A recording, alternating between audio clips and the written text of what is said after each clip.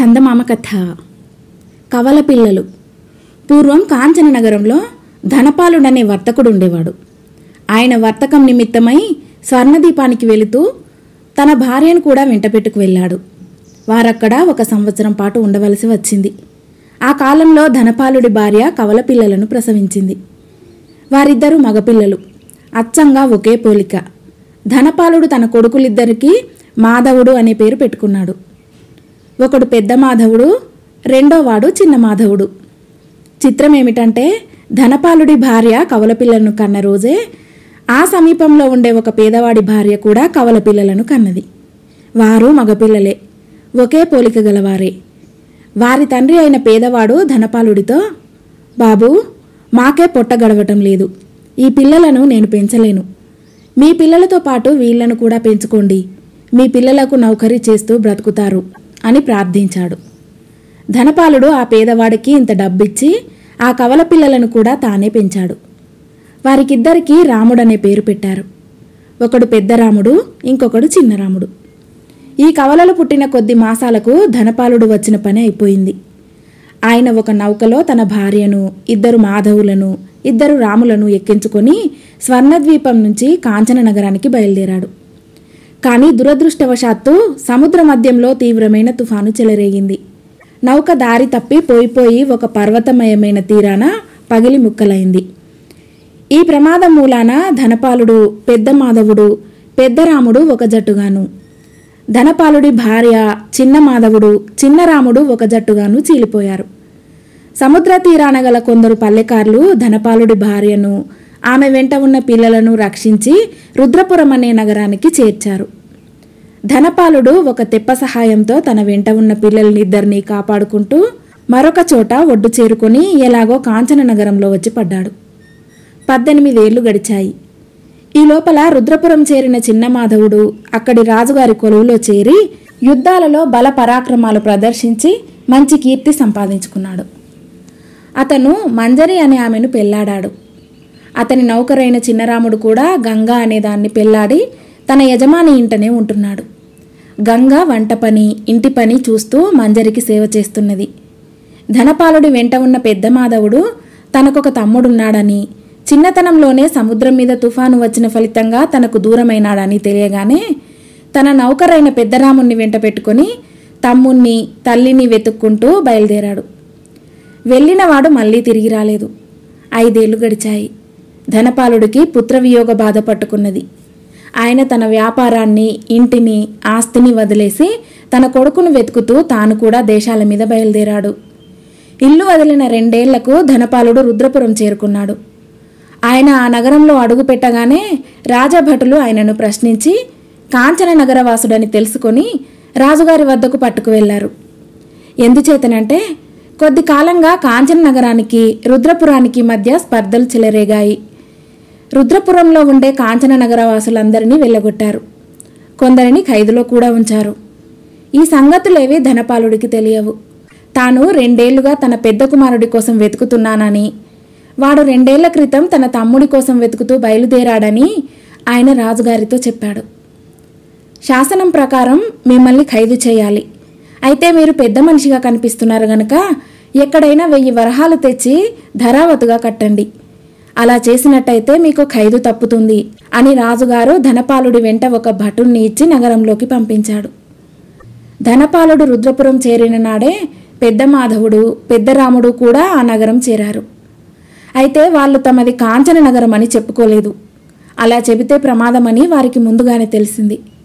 కాంచన నగరం నుంచి వచ్చిన ఒక పెద్ద మనిషిని రాజభటులు పట్టుకుపోయారని విని పెద్ద మాధవుడు చాలా జాలిపడ్డాడు.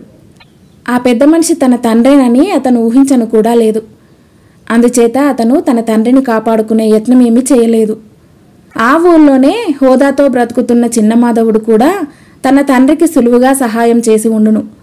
కానీ అతనికి తన తండ్రిని గురించి కానీ, అన్నని గురించి కానీ, ఆఖరుకు తల్లిని గురించి కానీ తెలియదు.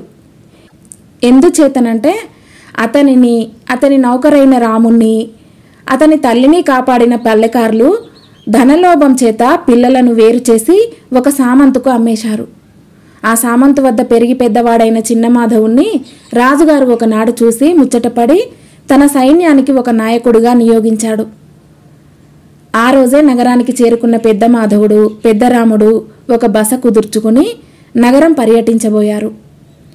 కొంతసేపు తిరిగాక పెద్ద మాధవుడు తన నౌకరు చేతికి కొంత డబ్బిచ్చి, దీన్ని మన బసలో ఇచ్చి వంట సిద్ధం చేయమని చెప్పు, నేను మరికొన్ని వీధులు చుట్టబెట్టి భోజనం వేళకు చేరుకుంటాను అన్నాడు. కొద్దిసేపటికే పెద్ద మాధవుడికి వాడు తిరిగి రావటం కనిపించింది. అయితే ఆ వచ్చిన వాడు చిన్నరాముడు. ఆ సంగతి తెలియక పెద్ద మాధవుడు, అప్పుడే వచ్చేశావేమిటిరా, నేనిచ్చిన డబ్బేం చేశావు అని అడిగాడు. ఇద్దరు రాములు అచ్చు ఒకేలా ఉండటం చేత అతనికి తేడా తెలియరాలేదు. పెద్ద మాధవుడు పడిన పొరపాటే చిన్నరాముడు కూడా పడ్డాడు. వాడు ఆ మాధవుణ్ణి చూసి తన యజమాని అనుకుని, అమ్మగారు అన్నానికి రమ్మంటున్నారండి, వంటకాలన్నీ చల్లారిపోతున్నాయట అన్నాడు. చాలే నీ వేలా కోలాలు, దానికి వేలా పాలా ఉండొద్దా, డబ్బేం చేశావు అన్నాడు పెద్ద మాధవుడు. అయ్యో బాబు, అమ్మగారు మిమ్మల్ని నిల్చున్న పలంగా తీసుకురమ్మంటున్నారు అన్నాడు చిన్నరాముడు. అమ్మగారెవర్రా అన్నాడు పెద్ద మాధవుడు అయోమయంగా. మీ భార్యగారేనండి అన్నాడు చిన్నరాముడు. పెద్ద మాధవుడికి ఇంకా పెళ్ళైనా కాలేదు.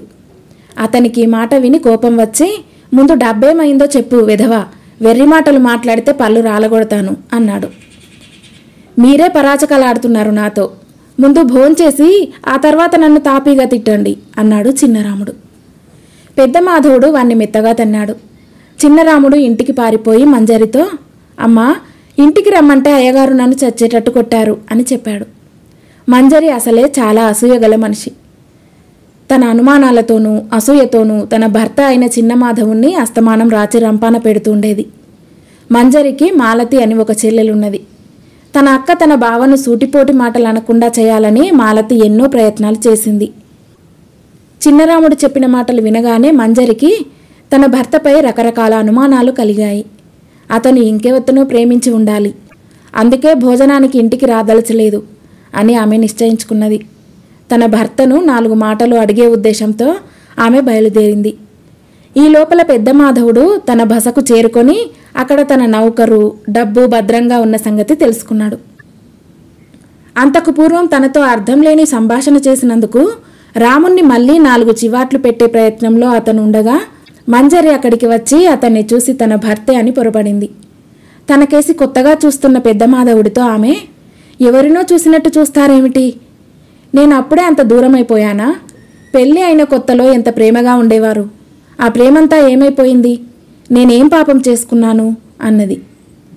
నాతో నేనా మాట్లాడుతున్నారు అని అడిగాడు పెద్ద మాధవుడు. తాను ఆమెను ఎన్నడూ చూడలేదని, రుద్రపురానికి తాను వచ్చి 2 గంటలే అయిందని అతను ఆమెతో అన్నాడు. కానీ ఆమె అతని మాట ఒక్కటి కూడా వినిపించుకోలేదు. ఈ కళ్ళబొల్లి కబుర్లన్నీ కట్టిపెట్టి నా వెంట వచ్చేస్తారా రారా అని గదమాయించి అడిగింది.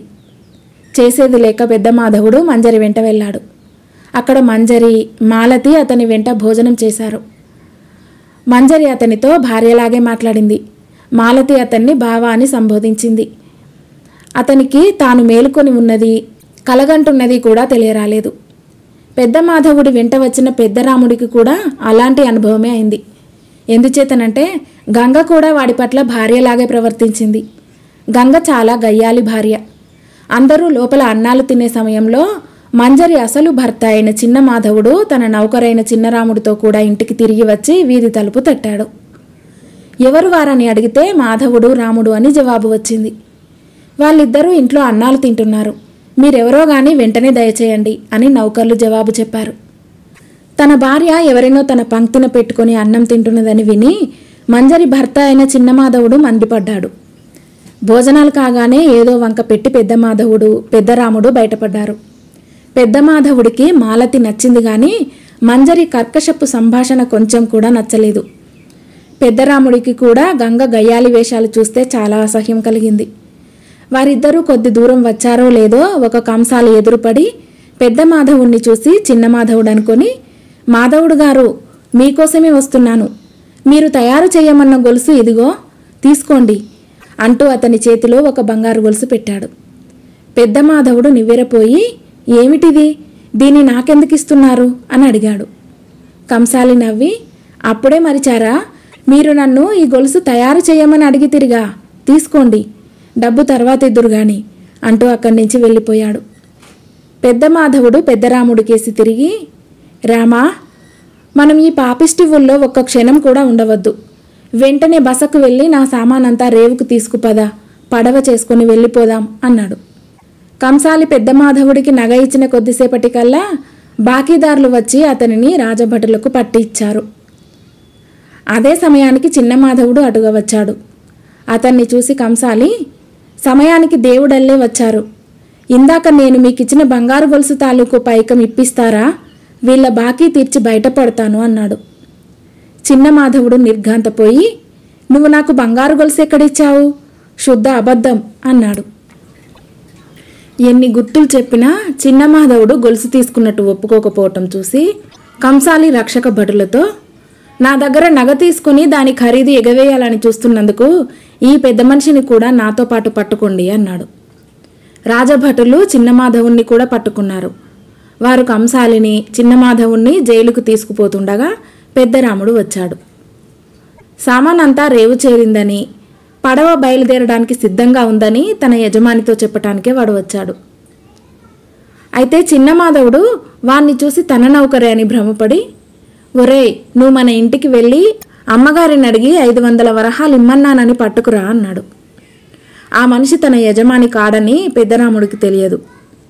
మళ్ళీ ఆ దిక్కుమాలిన ఇంటికి తనను యజమాని ఎందుకు పొమ్మంటున్నది వాడికి బోధపడలేదు.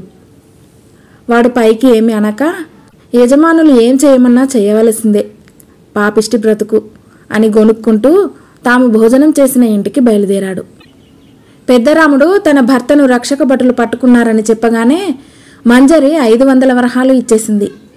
పెద్దరాముడు ఆ సొమ్ము తీసుకుని వస్తుండగా వాడి అసలు యజమాని అయిన పెద్ద మాధవుడు కనిపించాడు. పెద్ద మాధవుడికి అంతా కలలాగా ఉన్నది. వీధి వెంట పోతుంటే అందరూ అతన్ని పలకరించేవారే. కొందరు తనకు డబ్బు బాకీ ఉన్నామని చెప్పారు. ఒక బట్టల కొట్టువాడు అతనిని పిలిచి తమ కోసమే ఈ పట్టు తానులు తెప్పించాను అని కొన్ని తానులు చూపించాడు కూడా. ఇదంతా చూసి పెద్ద మాధవుడు ఈ నగరంలో వారందరికీ మతులిపోయాయని నిశ్చయించుకున్నాడు. మిగిలిన వాళ్లకు మతిపోవటం అటుంచి తన నౌకరైన పెద్దరాముడికి కూడా పూర్తిగా మతిపోయినట్టు కనిపించింది. ఎందుచేతనంటే వాడు తనను చూడగానే, రాజభటులు వదిలేశారా బాబు? మరి బాకీ ఎలా రద్దయింది?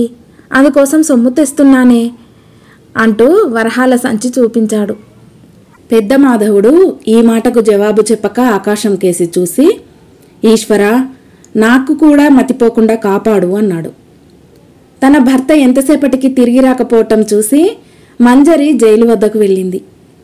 అక్కడ ఆమె డబ్బు చెల్లించి తన భర్తను విడిపించుకున్నది. చిన్న మాధవుడు ఆమెపై అనేక నిందలు వేశాడు. భోజనం వేళకు తనను లోపలికి రానివ్వలేదన్నాడు. రాజభటుల నుంచి బయటపడటానికి డబ్బు వెంటనే పంపలేదన్నాడు. ఈ మాటలన్నీ వింటుంటే మంజరికి తన భర్త పిచ్చివాడైపోయాడని అనుమానం కలిగింది. తమ నౌకరు రాముడు కూడా తన యజమాని చెప్పిన మాటలన్నీ నిజమన్నాడు. అందుచేత ఆమె వాళ్ళిద్దరినీ పెడరెక్కలు విరిచి కట్టి ఇంటికి తీసుకుపోయి ఇంటి వెనుక భాగంలో ఉన్న చీకటి కొట్టులో పెట్టించి వైద్యుడి కోసం కబురు చేసింది. మరికొద్దిసేపటికల్లా నౌకర్లు కొందరు మంజరి వద్దకు వచ్చి, అమ్మా, అయ్యగారు రాముడు తప్పించుకుపోయినట్టుంది, పక్క వీధిలో వాళ్ళెవరితోనో మాట్లాడుతున్నారు అని చెప్పారు. ఈ మాట వింటూనే మంజరి కొందరు నౌకర్లను సహాయం తీసుకొని పక్క వీధికి వెళ్ళింది. అక్కడ పెద్ద మాధవుడు, పెద్ద రాముడు, కంసాలి మాట్లాడుకుంటున్నారు. పెద్ద మాధవుడి మెడలో కంసాలి ఇచ్చిన గొలుసున్నది. ఏం బాబు, గొలుసు తీసుకొని లేదంటివే? నా సొమ్ము అప్పుడే నాకు పారేస్తే మనకింత తిప్పలుండేవి కావుగా అంటున్నాడు కంసాలి. నేను గొలుసు ఇమ్మన్నానా? నీ అంతటా నీవే ఇచ్చి చక్కా పోయావు. నీతో నేను గొలుసు తీసుకోలేదన్నదెప్పుడు? ఆ పోయిన వాడివి ఇప్పుడేగా మళ్ళీ కనిపిస్తున్నావు అంటున్నాడు పెద్ద మాధవుడు కోపంగా. ఆయన తప్పించుకొని ఇక్కడికి వచ్చారు. పట్టి పెడరెక్కలు విరిచి ఇంటికి తీసుకుపదండి, ఆ రాముణ్ణి కూడా అంటూ మంజరి వారిని సమీపించింది. తమకేదో ప్రమాదం రాబోతుందని పెద్ద మాధవుడు, పెద్ద రాముడు ఆ సమీపంలోనే ఉన్న ఆశ్రమంలోకి పారిపోయారు. ఆ ఆశ్రమం ఒక యోగినిది. బయట కలకలం విని ఆ యోగిని వచ్చింది. తన భర్తకు మతిపోయిందని, అతను తన నుంచి తప్పించుకొని ఆశ్రమంలోకి వచ్చాడని, అతన్ని తన పరం చెయ్యమని మంజరి యోగినితో చెప్పుకున్నది. నీ భర్త ఇంకెవరినన్నా ప్రేమించటం చేత మతిపోయిందా, లేక డబ్బు పోగొట్టుకున్నాడా? ఏం జరిగింది అని యోగిని మంజరిని అడిగింది. ఇంకెవతనో ప్రేమించటం వల్లనే మతిపోయింది. నేను మొదటి నుంచి అనుమానిస్తూనే ఉన్నాను అన్నది మంజరి. తెలిసిన దానివి భర్తను మందలించుకోవద్దా అన్నది యోగిని. అయ్యో, మందలించకేం తల్లి, ఎప్పుడూ దెప్పుతూనే ఉంటాను. ఇంట్లో ఉన్నంతసేపు నేను నోటికి తాళం వేసుకోను. అన్నం తినేటప్పుడు కూడా మందలిస్తూనే ఉంటాను. అంతా బూడిదలో పోసిన పన్నీరైంది అన్నది మంజరి. మంజరి ఎలాంటి భార్యో యోగిని అర్థం చేసుకున్నది. ఆమె పెద్ద మాధవుణ్ణి మంజరిపరం చెయ్య నిరాకరించింది. ఈ ఘర్షణ జరుగుతూ ఉండగా రాజభటుడి వెంట ధనపాలుడు అక్కడికి వచ్చాడు. ఆయనకు ఆ నగరంలో ఎరిగిన వారు, డబ్బిచ్చేవారు కనిపించనే లేదు. ఆయన ఆశ్రమం వద్దకు వచ్చేసరికి చీకటి కొట్టు నుంచి తప్పించుకొని చిన్న మాధవుడు, అతని నౌకరు కూడా వచ్చారు. చిన్న మాధవుణ్ణి చూడగానే ధనపాలుడు ఆపేక్షగా పలకరించి, మీ తమ్ముణ్ణి వెతుకుతూ ఇక్కడికి చేరావా నాయనా? ఈ రాజభటుడు నన్ను పట్టుకున్నాడు. 1000 వరహాలు చెల్లించి నన్ను ముందు వీళ్ల బారి నుంచి విడిపించు అన్నాడు. అయ్యా, తమరెవరో నేనెరగను అన్నాడు చిన్న మాధవుడు. అతను ఎన్నడూ తన తండ్రిని చూసి ఉండలేదాయే. నేను అంత మారిపోయానట్రా మాధవ అంటూ ధనపాలుడు గుర్తులు చెబుతున్న సమయంలో ఆశ్రమం లోపలి నుంచి పెద్ద మాధవుడు, పెద్ద రాముడు, యోగిని అక్కడికి వచ్చారు. తన భర్త లాంటి వాళ్ళు ఇద్దరూ ఒక్కసారి కనబడేసరికి మంజరి నివ్వెరపోయింది. ఆ తర్వాత జరిగిన దానికి కారణాలు సులువుగా బోధపడ్డాయి. యోగిని ధనపాలుడి భార్యనని బయటపడింది. పసిపిల్లలుగా విడిపోయిన కవలలు ఇంతకాలానికి తిరిగి కలుసుకున్నారు. పెద్ద మాధవుడు కూడా రాజుగారి వద్ద కొలువు సంపాదించి మాలతిని వరించి పెళ్లి చేసుకున్నాడు. వారిద్దరి అన్యోన్య దాంపత్యాన్ని చూసి మంజరి తన భర్తను సూటిపోటి మాటలు అనటం మానేసింది. ధనపాలుడు రుద్రపురంలోనే స్థిరపడి తన భార్యతోనూ పిల్లలతోనూ వారి నౌకర్లతోనూ సుఖంగా ఉన్నాడు. కథ సమాప్తం.